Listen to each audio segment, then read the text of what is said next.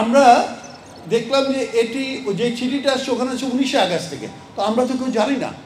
আমরা তো বুকিং দিয়েছি আগস্ট মাসে, সেপ্টেম্বর মাসের 17 তারিখে আমাদের অতিলৌকিক স্টিমার নাটকটি হবে, আনন্দ জামানের রচনা, শহীদুজ্জামান সেলিমের নির্দেশনা। কিন্তু আমরা তো এই তথ্যগুলি পাচ্ছি না। হ্যাঁ, আপনাদেরকে টাকা দিতে হবে না, কিন্তু এই যে ভ্রান্তিটা হয়েছে এটার একটা লাভ আছে।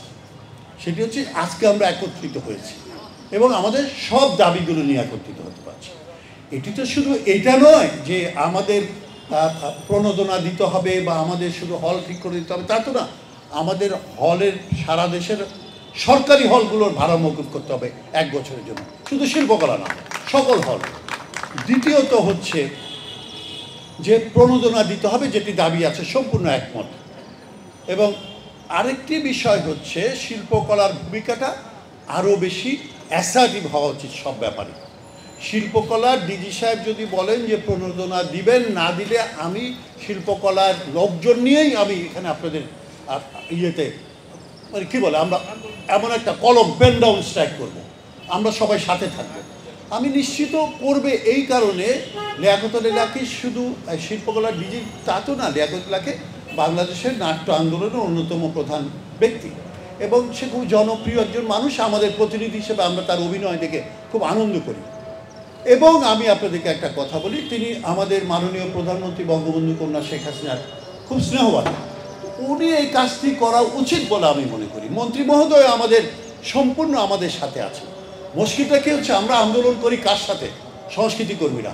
আমরা কিন্তু আমাদের দাবির চেয়ে বেশি আন্দোলন করেছি স্বৈরাচারের বিরুদ্ধে, মৌলবাদের বিরুদ্ধে, জঙ্গিবাদের বিরুদ্ধে, তাই না? আমাদের কাজ হচ্ছে নাটক করা, আবৃত্তি করা, নাচ করা, সঙ্গীত করা। কিন্তু আমাদেরকে যদি আমাদের ওইটি করার জন্য আবার আন্দোলন করতে হয়, তাহলে তো মৌলবাদ রাস্তায় দখল করে নেবে। সংস্কৃতি কর্মীরা রাস্তায় থাকবে মৌলবাদ এবং মুক্তিযুদ্ধের চেতনার বিরোধী শক্তির সাথে, এবং সংস্কৃতি কর্মীরা একই সাথে মঞ্চে থাকবে। এটাই তো কথা। তো সেটা করতে হলে আমাদেরকে তো আপনাদের এই ফ্যাসিলিটি দিতে হবে। আমাদেরকে তো এত বড় বড় জিনিস চাহিদা আমাদের কিচ্ছু নেই, কোনো চাহিদাই ছিল না।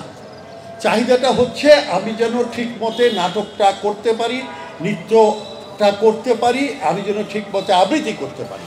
এই কথাটা তো মানে গান করতে পারি, এগুলি তো করতে দিতে হবে। করতে দিতে হলে মিনিমাম ফ্যাসিলিটি দরকার।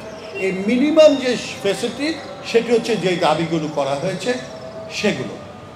এবং এগুলি করেন সংস্কৃতি কর্মীরা যদি উজ্জীবিত হয়, সংস্কৃতি কর্মীরা যদি মনে করে যে হ্যাঁ আমাদেরকে এইভাবে সরকার মূল্যায়ন করছে, এটা ব্যক্তিগত প্রণোদনার চেয়ে অনেক বেশি। কিন্তু এটা আমি সত্যি কথা বলি, কষ্ট করে সংস্কৃতি কর্মীরা পুরো করোনাকালীন সময় পার করেছে,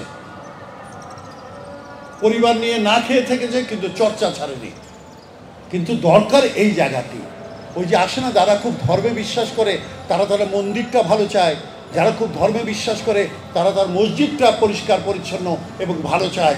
আমরা আমাদের মঞ্চটা পরিষ্কার চাই।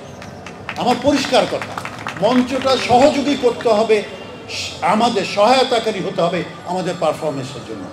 এই কথাই বলছি, অন্য কোনো দাবি নেই। আমরা আমাদের সংগ্রাম চালিয়ে যাব। আজকে নাটক করব আমরা। মামুন রশিদ অর্থাৎ আরণ্যক এবং ঢাকা থিয়েটারের মধ্যে কথাবার্তা হয়েছে। বাড়িতেও শিল্পকলায় বাড়িতে নাটকটা হবে। আমাদের নাটকটা মূল হলে হচ্ছে ঢাকা থিয়েটারের, আরণ্যকের পরীক্ষণ থিয়েটারে মহিলা সমিতি, তাই তো বললাম, ওইখানে মহিলা সমিতি হচ্ছে। এবং মামুন ভাইয়ের নাটকটা, আরণ্যকের নাটকটি হচ্ছে এক্সপেরিমেন্টাল হবে। আমরা নাটকটি করব, কিন্তু আমাদের প্রণোদনা সহ টেকনিক্যাল ফ্যাসিলিটি বৃদ্ধি করা, হলকে মানসম্মত করা, সারা দেশে শিল্পকলার হল এবং অন্যান্য হলগুলিকে মঞ্চায়ন উপযোগী করা, এই দাবিগুলোর জন্য আমরা ঘন ঘন করবো। আরেকটি কথা বলছি, সরকার থেকে এটা দিতে হবে, হয়তো দিতে হবে। ভাই, বাংলাদেশের সম্পদগুলো ওই যে লিয়াকত লাকি বললো, উনি তো একজন সরকারি কর্মকর্তাও বটে, যে 22,000 পরিবারের হাতে চলে গেছে। তো তাদের বিভিন্ন ব্যাংক আছে, বড় বড় অফিস আছে। তো আমি গোলাম কুদ্দুসকে বলবো যে কুদ্দুস, তুমি একটা ডাক দাও, আমরা বিভিন্ন অফিস, এই বড় বড় হাউসগুলোকে একদিন করে অবরোধ করি, যে আপনাদেরকে স্পন্সার করতে হবে। হ্যাঁ, আপনাদেরকে স্পন্সার করতে হবে। এটা তো চারটিখানি কথা না। তৎকালীন পূর্ব পাকিস্তানে আমাদের আন্দোলন সংগ্রাম সংস্কৃতি কর্মীরা 52 সাল থেকে না করলে আজকের বাংলাদেশ হতো না, এবং তুমিও হাজার কোটি টাকার মালিক হতো না। সুতরাং এটি করতে হবে আমাদের জন্য, এটি আমাদের দাবি। সবাইকে ধন্যবাদ। জয় বাংলা, জয় বঙ্গবন্ধু।